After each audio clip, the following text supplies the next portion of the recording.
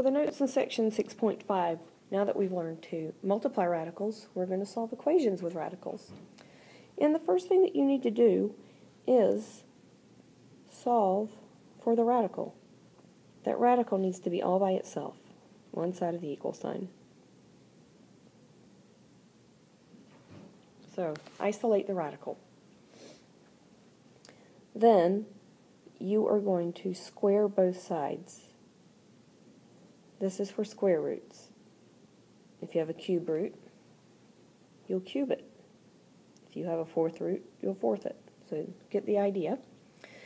And then we are going to solve for the variable, whatever that is. We're going to call it x today. Now, in some of your problems, in order to solve for x, I'm going to put an extra thing here. You may need to factor. And our last example is going to cover that. And then the last thing you need to do is check. Make sure your answer makes sense and doesn't give you a non-real number. Okay, we've got 3 examples here. And we're going to start with example 1. Okay, our radical is already solved for. So we're going to start immediately with the squaring both sides. So when you square a square root, all that's left is what's under the radical. And we're accustomed to solving problems like this. So x is 5. Now, the last step says that you need to check, and you really do need to check it. Whether you write it down or just do it in your calculator, you really need to check it. So is this equal to 3?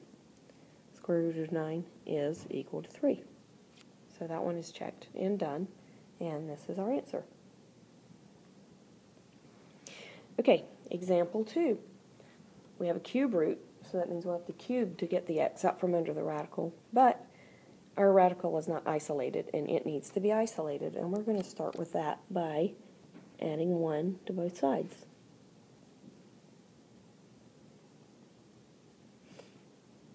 Alright, so our radical is still not isolated because it has a 2 multiplied by it.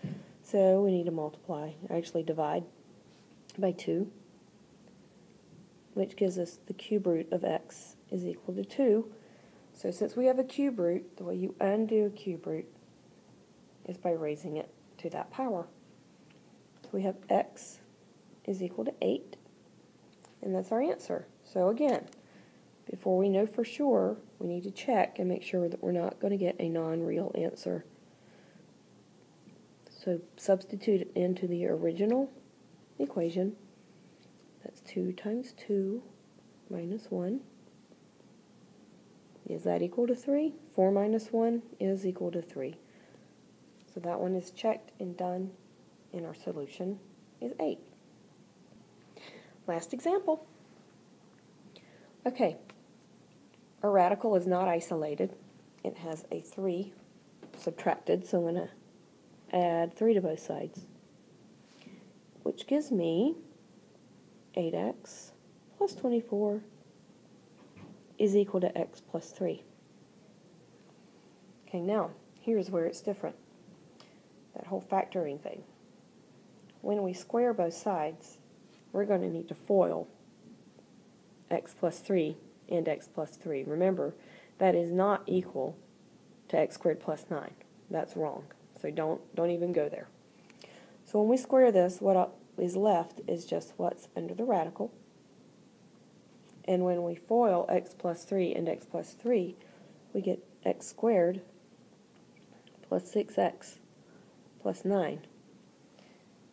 Now let's pay attention to what just happened here. We have gotten a square. That square means that we need to set our equation equal to 0 and factor. So we need to subtract 8x and 24 on both sides.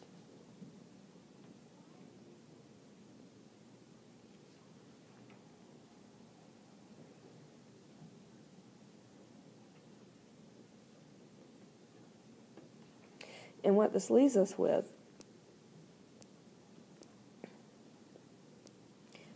is 0 is equal to x squared minus 2x